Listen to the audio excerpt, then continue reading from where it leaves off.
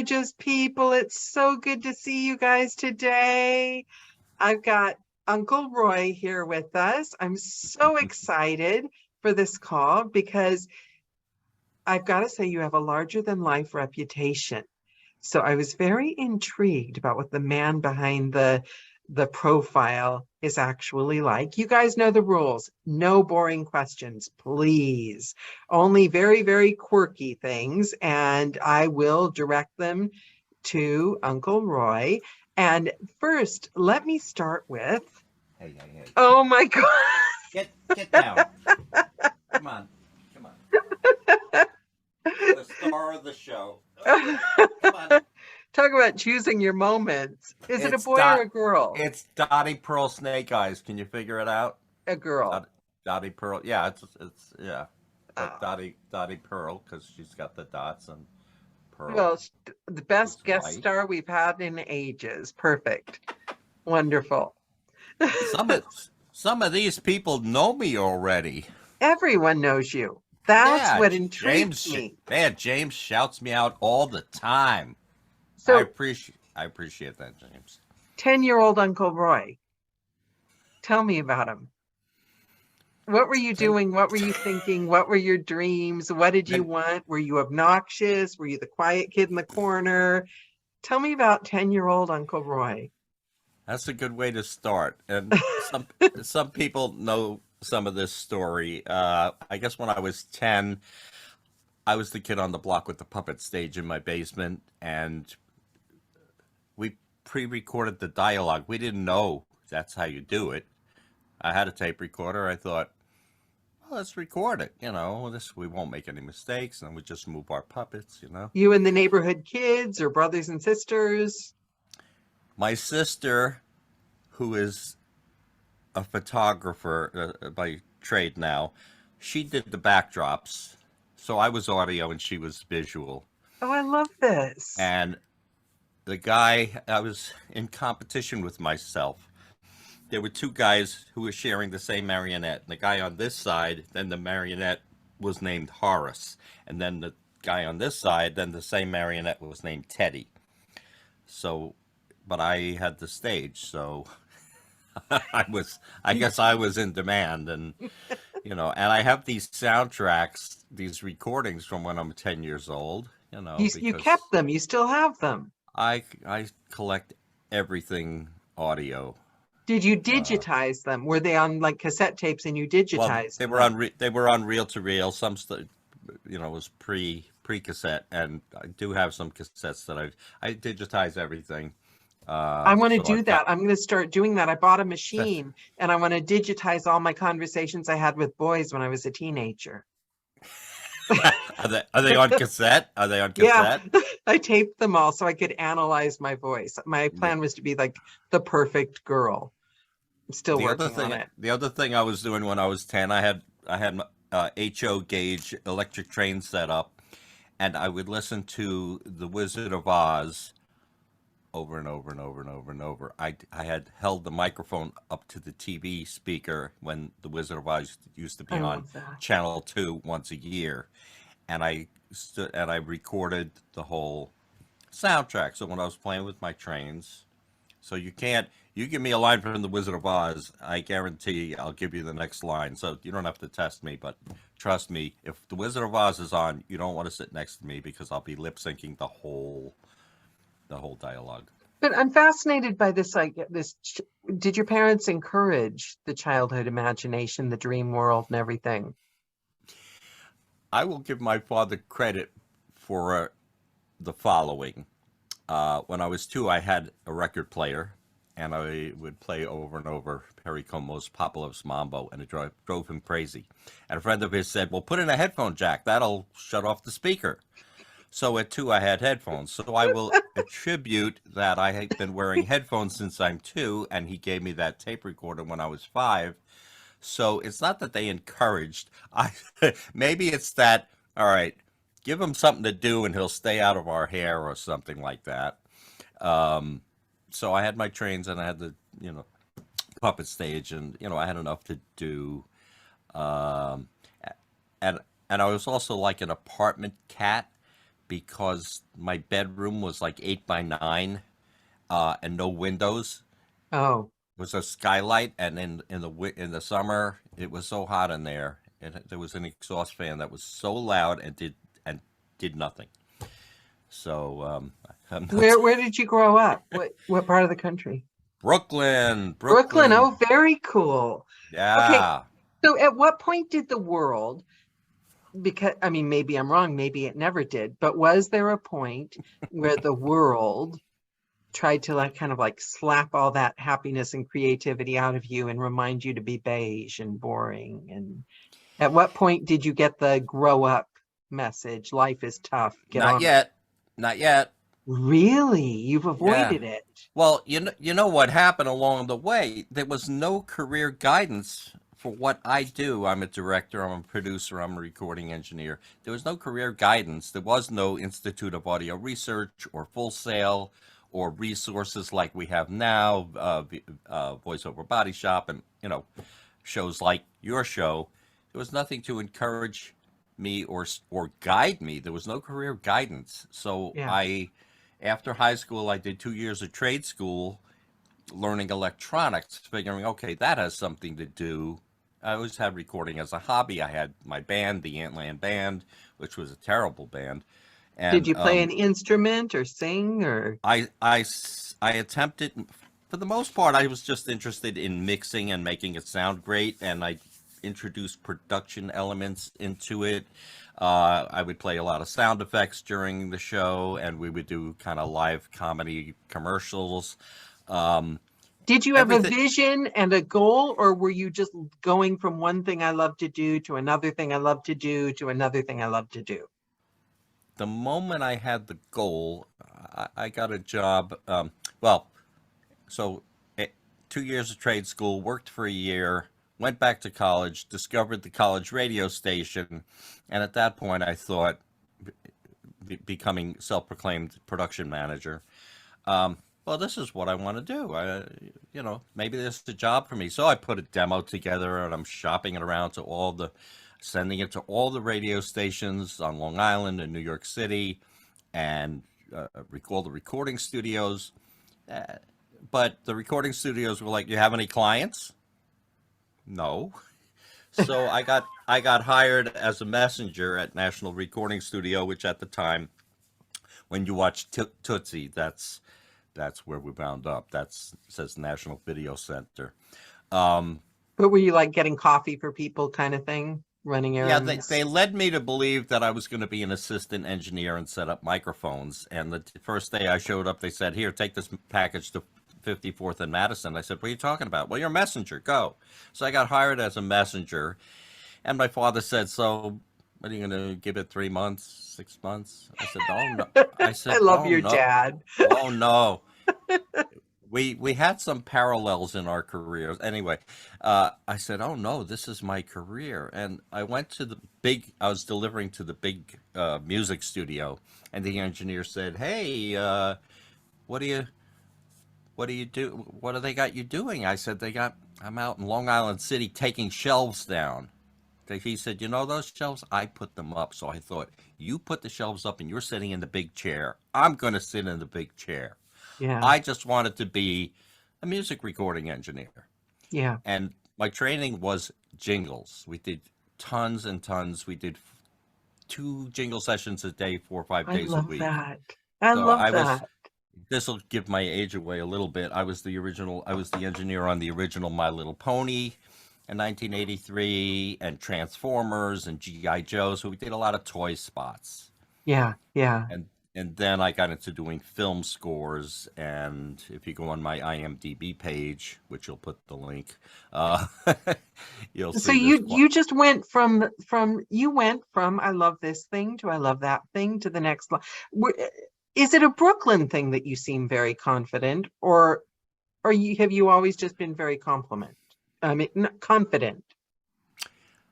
I wasn't confident until one day I was lecturing.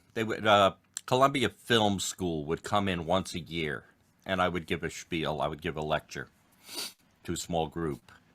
And I looked at them and I thought to myself, "Wow, they're listening to me. They're paying. paying attention. Or anytime I mean, these days, all right, when I give advice, yes, people listen. I've got 46 years in the pro business, besides it being a hobby when I was a kid. But still, Um, when you were a kid, it takes confidence to tell your father, no, I'm doing this. This is what I want. That takes confidence, though. Were you born with that confidence? That surety that you're going to listen to yourself and follow what you want? I don't know where that came from. My father was, at the time, the youngest medallion cab driver in New York City, and then drove a stretch limo. And I'm segueing to this part because he only drove high-end clients, some of whom I then recorded. Just coincidentally, he drove Peggy Lee. I recorded Peggy Lee. He drove. Wait. You have to go Sorry. on my IMDb page. You Next record time, next time you Peggy watch, Lee. yeah, next time you watch Biloxi Blues, the opening where the credits are, she's singing "How High the Moon." Um, What Now was she was. Peggy Lee like? It's very rare that I get starstruck, but I'm just now Here's starstruck. here's my Peggy Lee story. She was in a wheelchair and she's singing a ballad, so there's not a lot of oomph. There's not a lot Right. of energy. And I put a Neumann 87. That's the microphone you would think for Peggy Lee that you would want Yeah. to capture. So we recorded. I played it back, and she said, "Oh, that doesn't sound like me. I need my microphone." So we found out what microphone. It was a handheld mic. We got her that mic. And we let her do another take. And on the playback, I swam it in reverb. And she Right. heard the playback and said, "Yeah, now it sounds like me." I said, "Yeah, you were right." The Was it a end. good mic that she had? It was a ribbon mic, actually. It was a Beyer 88 or 260 or whatever it was. It's not something you would normally. We had them in the studio, but I would use them on woodwinds and things. I wouldn't Right. use it as a vocal mic, but you could use it like a handheld mic, and if that's the whole point was, if that's what made her comfortable, and Yeah. then well, I wasn't trying to fool anybody with putting the reverb on. It's like those old Peggy Lee recordings probably were swimming in reverb, so I didn't realize it at first. Trying to get a pure tone out of her, and then later I just put reverb on, and she was happy. You become obsessed with, I had one experience. I'm afraid to mess with mine because I'm afraid of like breaking what's working. What do you But got? I did go to a studio once and they used a mic. I can't remember the name. It's like one of the really expensive ones. And I fell so in love with myself. I'm like, who was that girl? Like all I wanted to do was just sit and talk all day long. That mic was so when it's when they know what they're doing, and it's some mics are things of beauty. I mean, I'm not one of those people that cares. I like the final product, but you Right, must have an names. ear You're, for it. yeah, and you're not impressed by the name, although the Neumann. Uh, I think so that's the one it was, though. I'm not yeah, impressed by names just because I don't know most of them. no, by the sound quality. No, by the sound Yeah. quality. And then whatever the engineer might have been doing to Oh, enhance.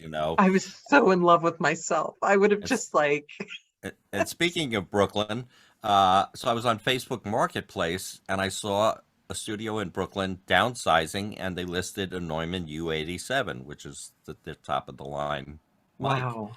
Did you I buy drove it? to. I could sell it tomorrow for $3,500. I bought it for 2 grand. They're that expensive, but I've got to be honest with you. I can see why.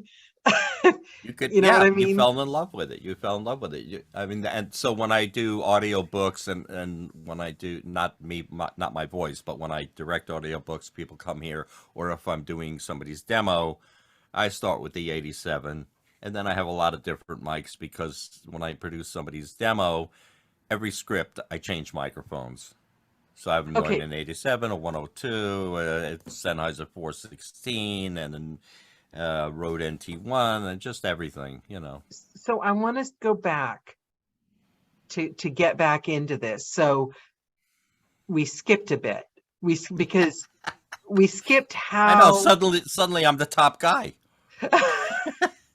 I went from entry level messenger. And when I left there, I was the top, But I think aside from years of experience, from what I'm hearing you say, you were always the top guy in that you had a very clear picture of what you wanted to do, a love of the process, and a willingness to put the work in. and Is then you that have to right? yeah, and then you have to figure out, that's all the plus stuff. Then you have to figure out how to work the management, who didn't Yeah. think I should be What are the making. negatives? Not just the external negatives. What are the internal negatives? What dark nights of the soul have you had? What have you like? What are your like bad traits, Uncle Roy? Oh, I don't have any bad traits. Don't ask Anything you've had to overcome or any like, of any of my three ex-wives. You can cut that part out if you want. No, it doesn't. No, doesn't matter. Um, no, working for a company like National Recording, and the two owners, one was an older guy, and he played the role. I figured him out later. He played the role of the worst client you could ever have, and if you didn't explode at him, you were going to be, you were going to be able to handle any client that walked through that door. The wow. other guy was, am I allowed to say the F word? No. The other guy was a I mind don't F. care. Other guy was a mind effer. And when my salary got to be a certain height, he called me in his office and said, "I think you make too much money. I'm cutting you 10%." So, and Is that legal? I had just, uh, I had just got this house. I had just gotten the mortgage. So, what could I do? I couldn't quit. So instead, I worked 10% harder. And then 3 months later, he calls me back in his office and he's looking at nut figures and everything. And I said, "What's the matter? You're trying to figure out how I'm still making X dollars, even though you cut me 10%?" I said, "Well, it's time for me to go freelance." And he said, "All right, well, we'll have to get the lawyers." So I got a lawyer lined up, and I said, "Okay, I got my lawyer." "Well, we don't need any lawyers." And we worked out a pretty sweet deal. It was a base salary and 10% of the invoicing and overtime and materials, because materials, we used to have cassettes and tapes and CDs, and we used to charge for everything. Oh, if we could only sell materials again. Um, So and it's and office politics. and messenger. Yeah, so office politics, and I understand that in the education system, there's terrible office politics. I hate office politics. I don't understand. It pisses me off. I think people should be busy doing the things they love. And if they're Right. running around trying to one up each other, how are they having time to like create and do things? And I'd say because of that bad experience, then when I hired employees to work for me, I was the Yeah. best. I was the best employer they could ever want. I think I was So very did you end fair. up going freelance? You ended up, Yeah, in yeah, 1984, and it was scary as hell because I yeah. didn't know the clients were really the studio's clients. So I contacted all the clients who would call me and say, book some time, made sure they were with me. And I asked them for an office. I needed a place to run my business. No, they weren't going to. They gave the office to the owner's, the mind effer's son, who was terrible. So they gave him the office across town. They hear I'm going freelance. They said, "Hey, want to bring some of your business over here?" I said, "Do you have any office space?" $171 a month. I got an office, girls with a phone, girls to type my labels on the tapes and the CDs and whatever, videotapes. 171 bucks. Then I expanded and got two more of those, and so one was my office, one was the control room, and one was, I had a IAC booth, which is when you go for a hearing test. That's the booth that you go into, and people use IAC booths for voiceover. But that's the difference, isn't it? That's your dark night of the soul right there. Going from being employed by someone to being freelance is you have to change who you are as like a human being. Like suddenly it's all on you. My clients were very loyal and came along with me, Good. whichever studio. Some people were still booking me at National, but they would request me and I would have to invoice them separately. And then some of them I brought across town. That lasted 7 years, that across town. Then 3 years at another place, 5 years at another place, and then And 10 what are you years. recording at all these places? You haven't started voiceover yet at this point, or have you? The truth be told, I really don't do any voiceover. I am Okay. voiceover support services. Okay. I will make a cameo on your demo, but I don't do voiceover. I'm not a voiceover So artist, what does the bulk of actor. what you do consist of at this point? I know that Uncle Roy, Yes. what do you do for the bulk of your job now? Yeah, since I don't do voiceover, that's the Yes. Yes. segue there. So you never did voiceover. You went from jingles to Peggy Yeah, Lee. well, yeah, well, music engineered during doing jingles and everything. So rhythm section would come in, the horns would come in, the singers would come in, and then the voiceover would come in. So the voiceover was just another instrument. Okay. So I learned very quickly how to handle, as far as processing, making voiceover sound good, but also how to direct. I watched so much long-winded direction and fishing expeditions and bad direction, and quickly my clients figured out I can communicate to the voiceovers more directly, so they let me Yeah. direct. So what do I do now? Mostly, I do my famous 2-hour life-changing Adobe Audition setup and training. Also works for Audacity or Twisted Wave, and where I go into your computer and I set up my intuitive keyboard shortcuts, and I show you. You get a printout on my workflow, and it's hang out with me for 2 hours, and I show you how to make your audio shiny. You do stacks for people? Well, I call it a stack, but it's not like you take the effects rack and you add them up. Yeah. It's more of a sequence of events that happens. And yes, it's the magic. Yes, no. Well, we won't talk about Reaper, James. I was not supposed to be distracted by the chat. I know you're supposed to ignore the chat, James. Ignore the chat. Sorry. Yes, it's Uncle Roy's Magic 7 button that does your mouth declicker, EQ, de-esser, compressor, and normalizes to -3.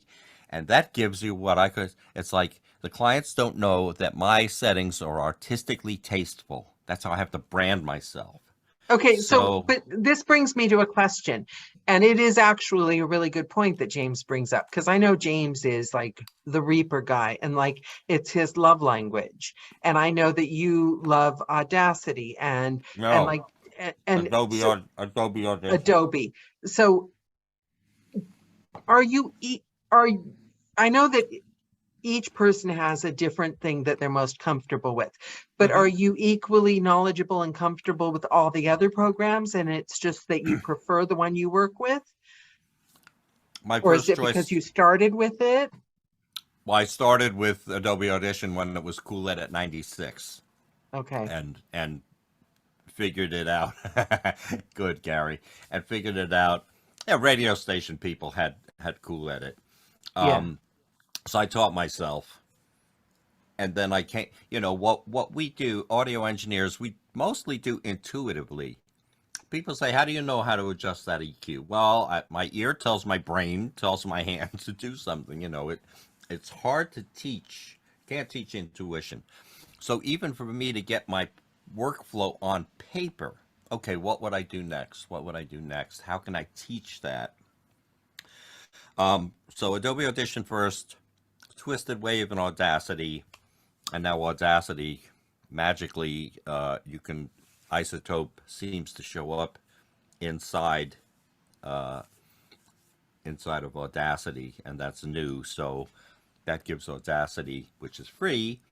The only downside of Adobe Audition is it's $22 a month US. Okay, I have another question.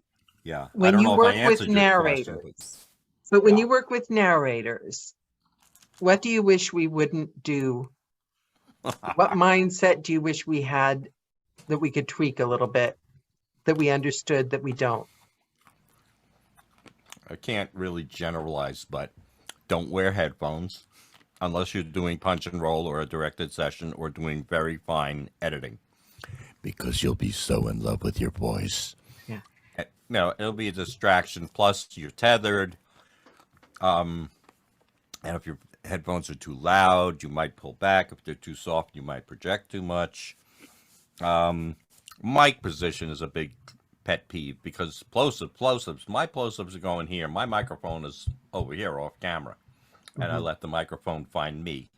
And anybody I work with, one of the first things we talk about, everybody sends me a sample of 10 seconds of room tone and a 30-second read, so I get to see what their noise floor is, and I get to hear them reading in their space.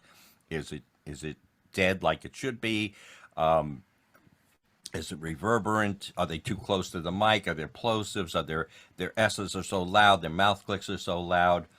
I don't know if I answered your question, but You answered the question. okay. But you know what the thing is, those are the basics. And I think people go so into, I see these conversations on Facebook where people are like impressing themselves and everyone about their knowledge about this and that and this and that. And a lot of them need to start with the basics. It's about the treatment of your space. That's Yeah. getting training to be able to actually do voice acting. That would be first. Then the space is next. Then the equipment. But yeah, people, I bought, what are you spending $2,500 on a mic preamp?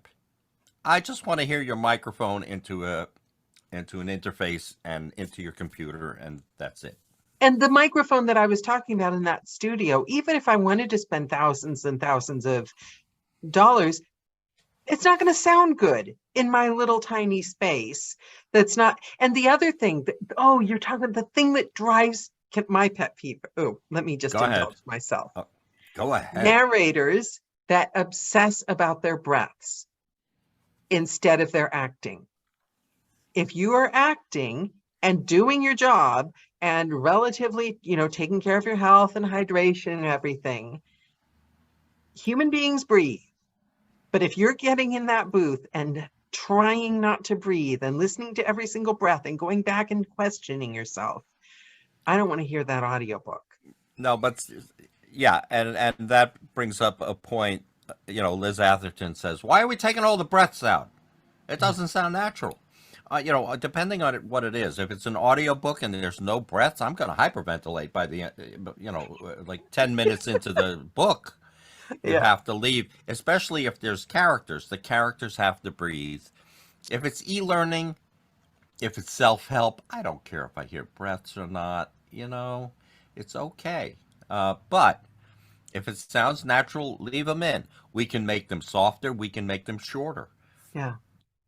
Leave them in there. So there's things to do. But some people, they're talking, and right in the middle of a sentence, they happen to because they had to grab a breath. Okay, those breaths can come out. Yeah. You can't just highlight and delete. You have to adjust for the pacing. And we all have our bad days. Obviously not me, but I've heard that some people spent 2 years on the couch watching Netflix during COVID and didn't exercise and probably didn't have the greatest breath control. Bags of crisps. And some people have asthma and other breathing issues. I'm working on a book now that I'm not happy about because it's my 10th grade English teacher, author, narrator. If he was here, I would have directed and said, John, just take a bigger breath and get through that sentence. Instead, every 5 words, there's a breath, there's a breath, there's a breath. Okay, that's unnatural to me, and it's very distracting. So I'm actually, this is the first time I'm farming out a little editing because it's annoying it's just too much work. And that's the thing, when I say, oh, it's a pet peeve, I understand where it's coming from, but where it's coming from is what I want to get rid of, that fear. Get rid of it as soon as possible, because when everyone's new, they're hyper perfectionist and they're scared and get rid of it. so you No, can start acting. I've said to some people where I listen and I said, "Oh, so you silence those breaths, or you?" They're like, "No, they just figured out how to do shallow breathing where you won't hear it. Yeah. Maybe they even turn Sean off the Pratt mic." does that. He's Yeah, brilliant at it. yeah, And yeah. and on a Johnny, good day, you can learn how to do it and everything.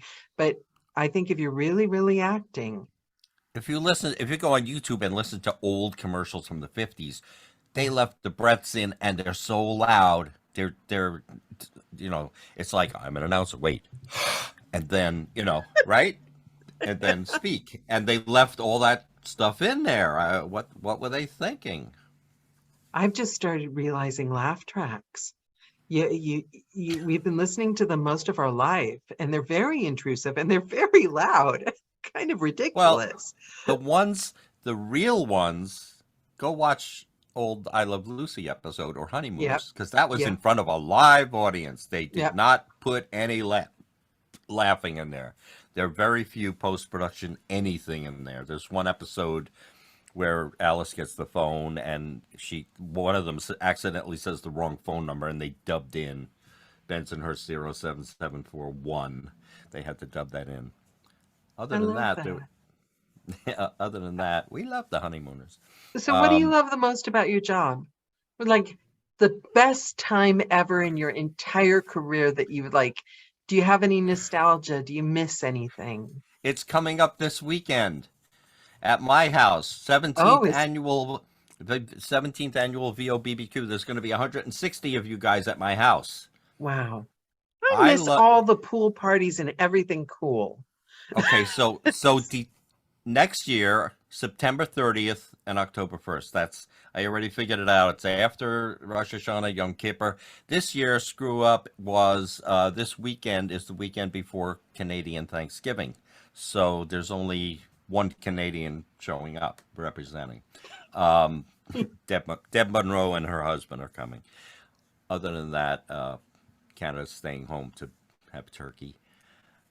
No, what I love to do, my passion, when people say, "Oh, how come you don't do voiceover?" I said, "Well, that's not my passion. My passion is playing with sound. My number one passion is helping you guys get your sound great and having a good workflow and understanding and not so much outboard gear and not don't run out and spend all this money on plugins. There's a certain plugin you should have, but other than that, I go into people's they got all these plugins. I said, well, they were free, or well, they came as a bundle, and it's a little too much.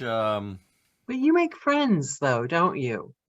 You Oh, you I make you always seem friends. to have a gang, and everyone's like loves Uncle Roy. And I mean, I didn't even know you when I knew that. You've got like a you I don't know, maybe you genuinely like people. You've just got a thing with people. And I love people, and the ones who some people don't like, but they're coming to the party, and I have to play nice with everybody. And but I get that from I'm inside the booth, and the client thinks, "Oh man, these voiceover people." And the other side is, me and the voiceover saying, "Oh, these clients." I had to play both sides. But really, really, genuinely, I was always on the side of the voiceover people. Let me get you out of here quickly and without all this extra direction that you don't need. And I really wanted to take care of voiceover people. That was my passion back then. And playing with sound. yeah. So And audiobooks, because I had it's funny, every voice, as opposed to audiobooks, and I'd forgotten about this until recently, every voiceover job I've ever done, whenever they've asked for changes, they've been like, I'm so sorry, the clients, changed their mind. But it's happened every single time. So to me, it's just like a normal thing. I don't mind. I'm there, I'm doing the job. but that's what happens when you get decision by committee. Oh, Yeah. my mother-in-law didn't like it. Well, I just finished somebody's demo, and she said, I said, so I think we're done. Well, I want to play it for some people, some of my colleagues. And I Is it said, an audiobook demo or a voiceover no, demo? no, voice commercial demo. Commercial demo. I said, too many chefs. Oh, all right, I'll just play it for my husband because he's my partner in crime. That's great. Play it for your husband, and I'm proud of it. Go ahead. But I don't want, well, why did you say it that way? Oh, hey, if we switch those spots, I don't need everybody's opinion. Who's the producer? I But had do to they pull not that. just get one take? I mean, they can't come back to you and say, "Oh, I don't like it," can they? Sure, they can. But they're the ones doing it. They're the ones doing it in the moment. In my defense, I say, well, I usually when I do demos, depending on, I co-direct. I hook you up with a coach, Yeah. and then when the coach says, okay, they're ready, then I write the scripts specifically for them. We don't have a handful of scripts, and then we co-direct. And if the three of us are happy at the session, yes, that's it. Now, after Yeah. the fact, you get home and you say, "Oh, I don't like it was Clairol, root touch up. Oh, root touch up."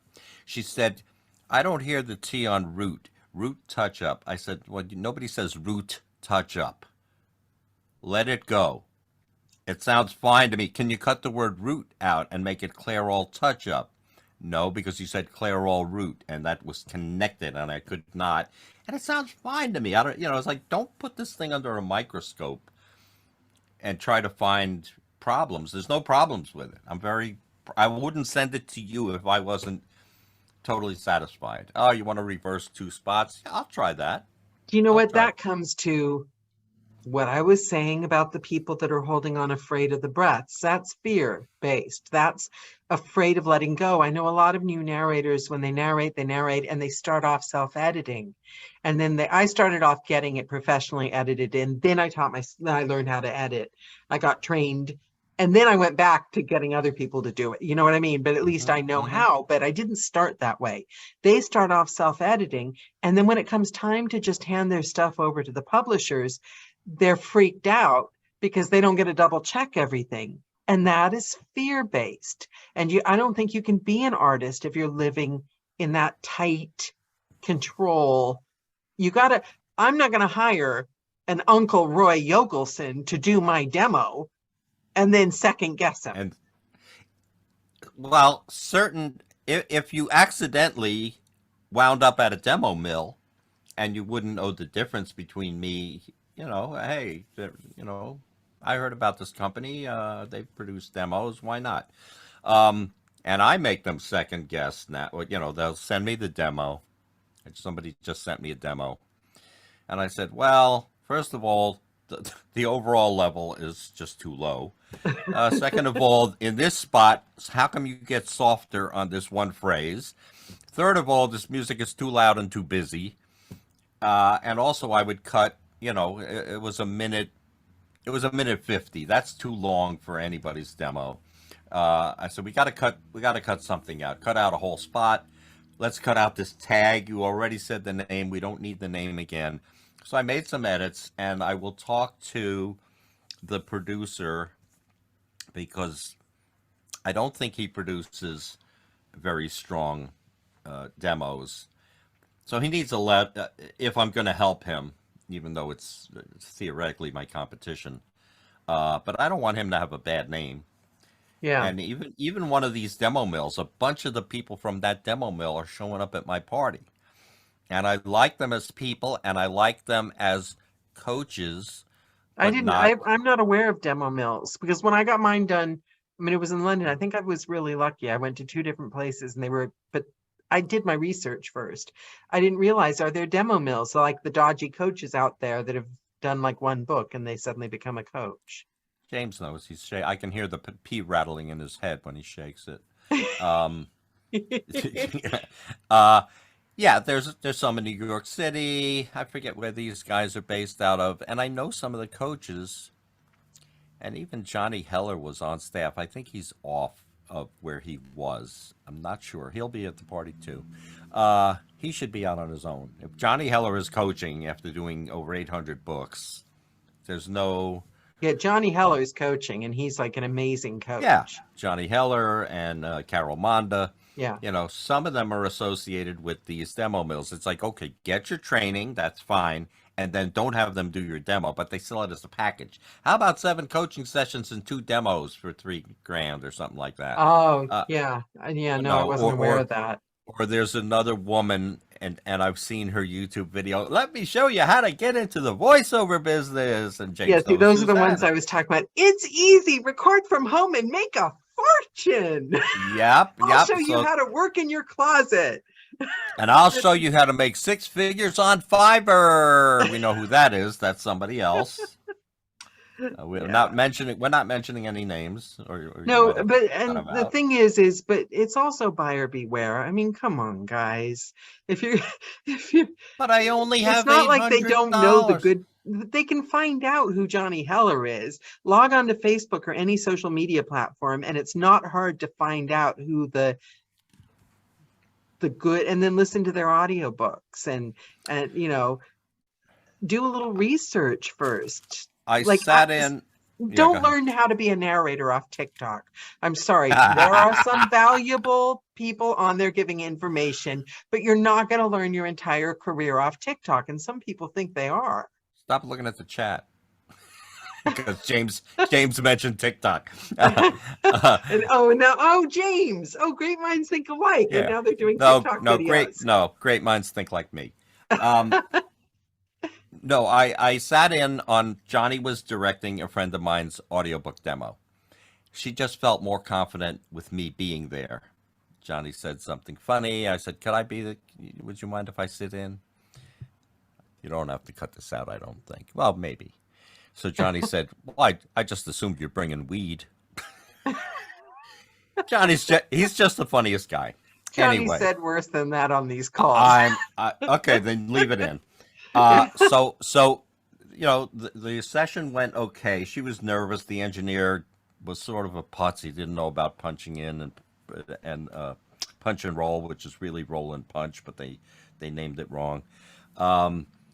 But then when the engineer at this mill cleaned it up, they took out every breath. And she got it back and said, "What the hell?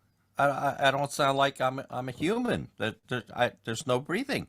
So they had to go back and put the breaths back, or go back to the raw file and put the breaths back in. It was the stupidest thing, and there were mouth clicks everywhere. I don't, people send me their demo. Why are there mouth clicks and plosives? Because you went to a demo mill. Yeah. How come I can hear it? They couldn't. I mean, I agree. And it's got to sound a tiny bit like you is now, but if you get me talking headshots, airbrush me as much as you want, babe. I don't care. Well, I mean, If it's my voice, I'll declick you. It's okay. I mean, we can put isotope RX10 on it and fix your S's and fix your clicks and plosives and things. There's no problem with that. Somebody sent me their demo. I'm so excited. Oh, they're sending me my demo. And I said, "What do you like it?" "Oh, I can't even believe it's me." I said, "Send it to me." And then I wrote her a lengthy thing saying, why did you mispronounce this word and this word? And they let it go. Why are there mouth clicks? Why are there plosives? So she wrote to them, and also the music was loud and busy. So she didn't say that it came from me. She said, "I hear certain things now that are bothering me. Anything? Could you lower the music, or why is there plosives?" And they wrote a lengthy defensive, but not aggressive. It was polite. They said, "Well, you're a novice, and so those things are to be expected." About the mispronunciation. no, What? And no. and our engineer says music is at the optimal level, and we stand by our product. Blah blah. I'm sorry that you feel that way. So she wrote to PayPal, and she got her money back. And it was one of the demo mills. Some of the people are coming to my house. No, it was from the lady. Let me show you how to get into the voiceover business. It was But the thing her is, the demo. people coming to your house are they're not coming to your house to do your demos, are they? They're coming to your house as your friend. Well, this weekend they're coming as my friends, but Yeah. when I do demos, and Mark Scott rebranded me because it's Killer Demos is my brand. So he came, but we went to New York City and I took him everywhere, and he said, "Oh no, this is the Killer Demo Adventure. We're going on. You're entertaining me all over the place." So I prefer people come here. Plus, I have 20 microphones that I'm going to change out every script. So yeah, and we love to see people in person post pandemic and everything. Uh, but and it's just tricky to get people together. People are afraid of COVID. I went to One Voice Dallas and I got COVID, but it's probably the reason I didn't get COVID at VO North, where 30 people got COVID. But I do like to have people here. Yeah, Some see, people, I've been avoiding people for 2 years. And then the thought hit me the other day, wait a minute. Now I have no antibodies. yeah, go get sick. Everyone I know that's like suddenly posting that they have COVID, they're saying, oh, I got away with it for 2 years. Now I got it. And it made me realize that's why we're getting it, because we were good for 2 years. So now it's Right, going but to come in. we got vaxxed and we got boosted and everything. Yeah. So now I have to wait another 2 weeks and then I'll get the new booster, because they said wait a month after you finally tested negative and all that. So So you work with people, you do demos. You're talking voiceover demos. Do you yeah. ever do audiobook demos? Because those we Oh don't get sure, done, do we? I do them with Carol Monda. Carol Monda will come here. We co-direct, and then Wow, well that's a super first team. first we have yeah. Well we Yeah. I love co-directing with the handful of people that I work with. I know Carol for a lot of years, and whether it's on Zoom like this or if she comes, she lives in Brooklyn. Speaking of Brooklyn, uh, she comes here and co-directs, and then Yeah. I just as far as after the directing, then it's just clean it up, make it shiny, and yeah. So we're in the middle of one now. It's already recorded. I just have to find the time to clean it up. But I got backlogged. I went to One Voice, and then I got COVID for 3 or 4 weeks, and then I went to VO North, and so I had a backlog of demos that I just now finally got, 3 or 4 demos out. So I'm catching Well, up. I send you the chat after, but just to a sneak preview, Laura has been going, oh my God, Roy's the best. And she's just written, currently working with Carol and heading your way soon, Uncle Roy. So, I mean, the thing is, the people that like you really, really like you. I mean, I, you have some avid followers. And I think it's because they're your friends as well. I think because you see people as human beings and become friends with them. Yeah, it's not a matter of I keep hitting the 5,000 mark on Facebook, as far as Yeah. friends, because every day I go on there and I eliminate, I But unfriend but people. that's why we like Johnny so much, because you know that he's there because he wants to be with you. Yeah, And with but Johnny, if he doesn't, he'll say. it's funny. It's funny when I said to Johnny, "Oh, I hope you can come to the barbecue because Jay Michael will be here and Carol Monda and blah." He said, "I'm coming to see you." Yeah, yeah, yeah. Yeah. But wait, James, who's like the Sally Field? Oh, Uncle Roy is. You're I'm, like the Sally Field of audio engineering. do I have to hold my habit? Is that where we're on the flying Jew? I'm the flying Jew. Well, okay, so I want to ask you a question, and then I want to ask you about contacts and working with you and all that after. But first, I'm going to Sure. hit you with a question. Yeah. So, people are going to be watching this in the next 60, 70, 80 years. What would you like if they're going to take one thing away from this moment with Uncle Roy? What would you want them to remember? Words of wisdom, good advice, don't drink yellow snow, anything you want. What would you Yeah. like to leave them with? It's don't eat the yellow snow. Is it? Oh, If I've you're been saying Frank it wrong the Zappa, whole time. no, if you're Frank Zappa wrote the song "Don't Eat the Yellow Don't Snow." eat the yellow snow. Oh, Watch good. I'm out going to have where to the switch that. Huskies. Watch out where the Huskies go, and don't you eat that yellow snow. That's my advice. Oh, I like Eight, that. I like 80 that. years from now. Uh, I care.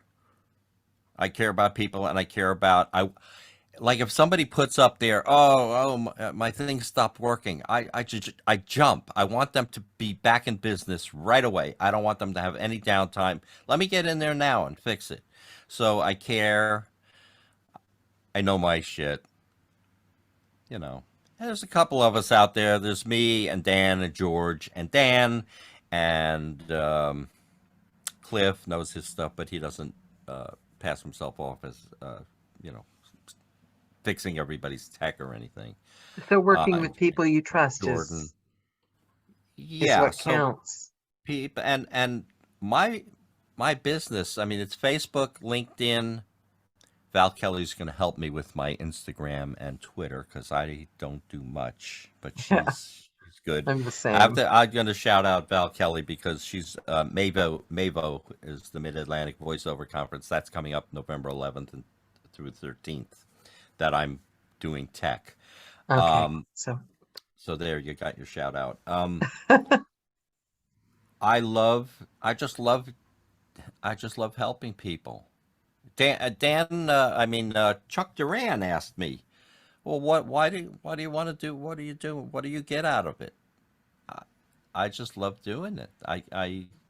Of course, I would love people to love me and like me just as a person, but and come to me. I still have to pay a mortgage, so yeah. I mean, we're running a business, uh, but but the key when you're following your calling, you're not I think when you're doing what you're meant to be doing or what you love, you don't get anything out of it. The doing it is the get. yeah. I mean, I have to wait till the end, and sometimes I have to say, all right, so now how much you want to pay after I Yep. fix the See, problem? that's the challenge is when you do something you love that you have to then put a price tag on it. And you have to do that. You have to switch your brain, don't you?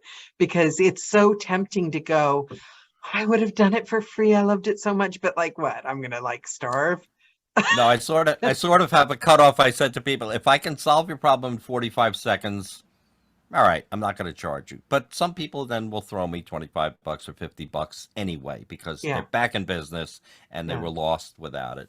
But I do a ton of free stuff. I give away free home studio evaluations. We'll talk about it. You can put it in the show notes. Everybody send me 10 seconds of room tone followed by a 30-second audition read, all in one file. Save it as your name _raw.wave.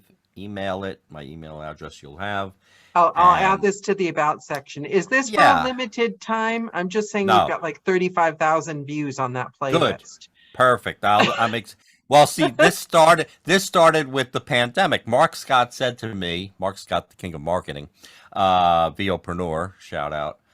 Mark Scott said, "Do you have something you could give to the voiceover community? It'd be nice." And I said, "Oh, I'll do free home studio evaluations."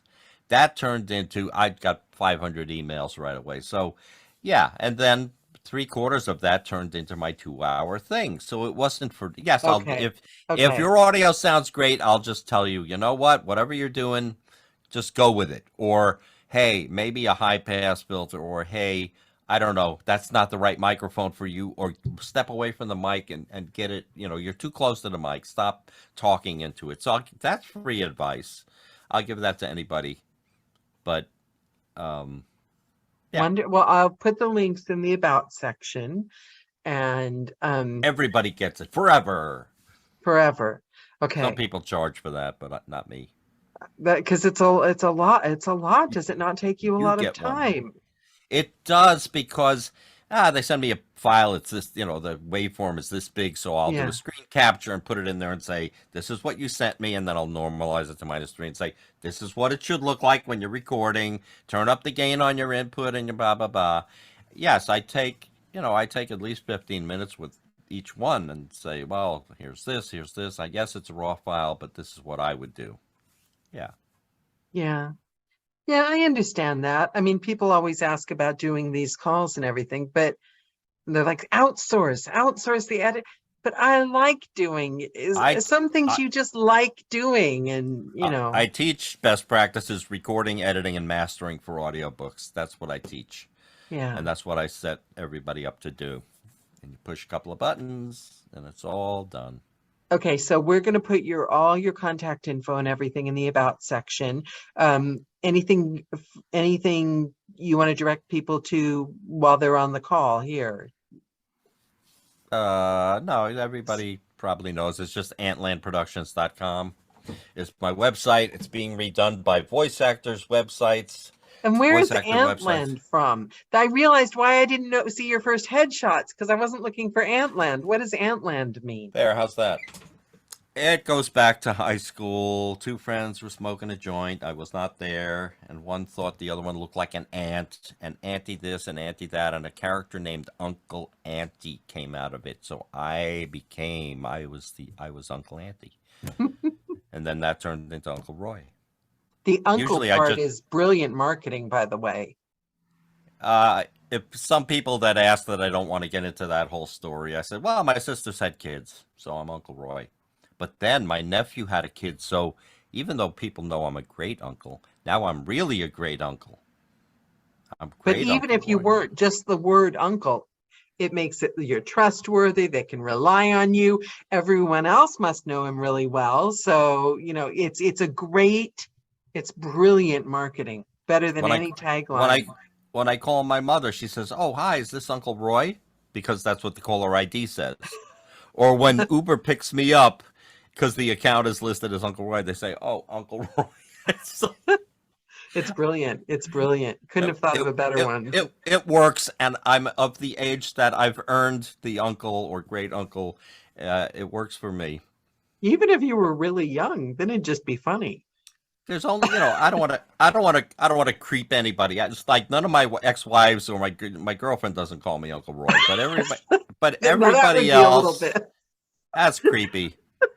No, or if I'm working with young women especially, and I say I'm old enough to be your mother, because old enough to be your father would be creepy. So yeah, I can see on that. But yeah, maybe it's James. It's Uncle Daddy Roy. Okay, Uncle Daddy Roy. My now we're getting a little out. No, my niece called me that. She stayed here for a while when she was a baby, so I was Uncle Daddy Roy. Oh, I love that. I love that. Well, I want to thank you for your generosity. As I said, I mean, you're one of those people that you're just a presence, and we all know you're there all the time, and we all like that. We appreciate you. Operators standing by 25/8. Yeah. Because that's the hours I work. I'm, if you got a problem at 1 a.m., my bedtime is 2 a.m. and I'm up at Uncle Daddy Roy. But it's nothing to do with what you can do for us. It's just knowing you're there. And maybe it's the branding. I don't know, Uncle Roy, but I don't know. If you got a problem, I got your back. Whatever it is, I'll fix it. If I can't fix it, we'll call George. George is going to be here streaming out. Whoever can't make it to the barbecue, George is streaming out the whole party the whole time. Oh, so, I want to go to the stream. Okay, so if you go on Facebook and search Uncle Roy's 17th annual, okay, join the group, and I'm sure the link will be in there once George gets going. Okay, yes, please. I'm in the UK, so I'll have to figure out the time, but yes, please, because I miss everything. Okay, wonderful. We're going to be 1 p.m. to 2 a.m. I mean, we'll be around. I can pop in at a fashionable hour. It's 2 days. It's Saturday and Sunday. It's 2 days of nonstop live music and eating. Oh, seriously? Oh, wow. And 160 people are going to be here. Oh, I don't have a big house. It's going to be a little scary. It's going to be fun. You'll never forget it. Have a face-off. Ron says have a face-off between Roy with Audition and James with Reaper. That would be a great show. James is coming on soon, too, on his second show. Maybe you guys should come back together. Ooh, we can have you and James and George. I've never had George. It's like the Rock'em Sock'em Robots. That would be fun, wouldn't it? You can get George on there. Idea. Yeah. Yeah. Okay, we'll start thinking of appropriate cocktails. And okay, I will let you go. Thank you so much for your time. It's been fabulous meeting you, and thank you for joining us. Thank All right. you. Bye, Well, everyone. I appreciate you guys all showing up next year, September 30th, my house. Be here. Thank you so much. Thank you, Uncle Roy. And thank you guys. Mwah. Bye, everyone. Bye.